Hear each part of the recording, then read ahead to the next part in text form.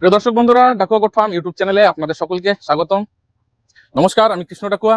আজকে আপনাদেরকে প্র্যাকটিক্যালি দেখাবো গরুর কৃত্রিম প্রজনন। তো গরুর কৃত্রিম প্রজনন কেন করানো হয়? সাধারণত আমরা যে দেশি গরু থাকে তার উন্নত বাচ্চা নেওয়ার জন্য, যেন পরবর্তীতে সেই বাচ্চার বেশি দুধ হয়, তার জন্যই কিন্তু গরুকে আমরা কৃত্রিম প্রজনন করাই। তো আজকে প্র্যাকটিক্যালি দেখাবো। এই যে গরুটা হিটে এসছে, তো সাধারণত একটা গরু যখন হিটে আসে, দেশি গরু, আমরা কি করি?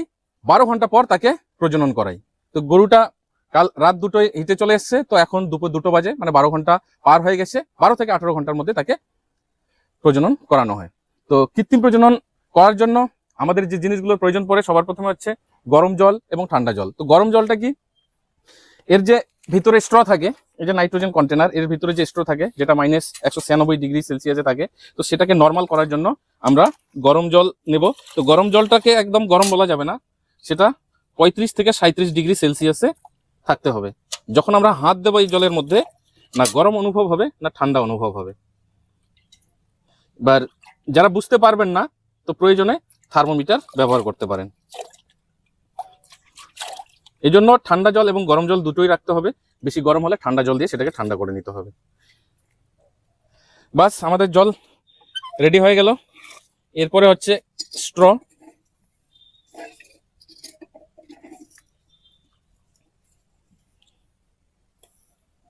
স্ট্রর উপরটা একটু মুছে নিলাম, জাস্ট এরকম করে মুছে নেবেন। নিয়ে এবারে জলে আমরা ফেলে রাখবো। তো এখানে যে জলটাতে দেবো, একে নর্মাল করার জন্য প্রায় 30 থেকে 40 সেকেন্ড।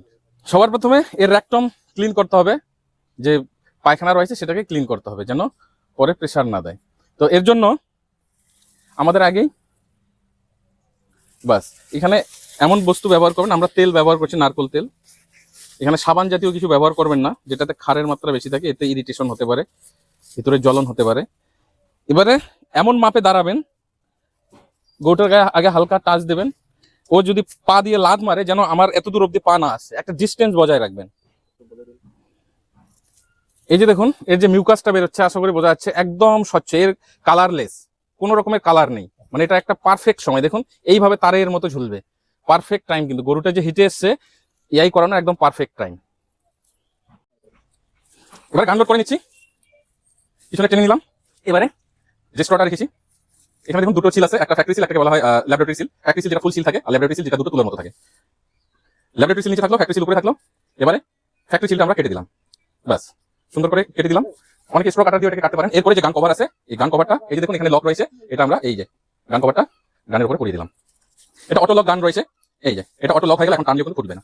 বাস এবারে আমরা এই করাবো।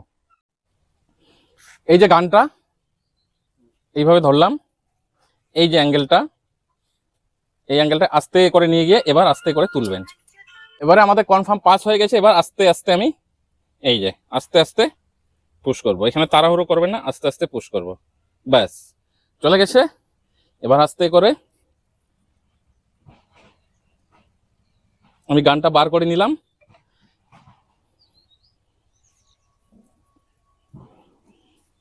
ব্যাস, তো এইভাবেই আমাদের এআই কমপ্লিট করতে হবে।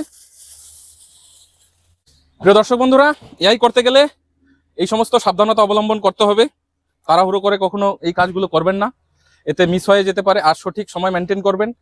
কেমন লাগলো ভিডিওটি অবশ্যই কমেন্ট বক্সে কমেন্ট করে জানাবেন। যদি আরো কোনো বিষয়ের উপর ভিডিও দেখতে চান, সেটা কমেন্টে লিখবেন। আমি অবশ্যই চেষ্টা করবো আপনাদের কমেন্টের উপর ভিডিওগুলি বানানোর জন্য।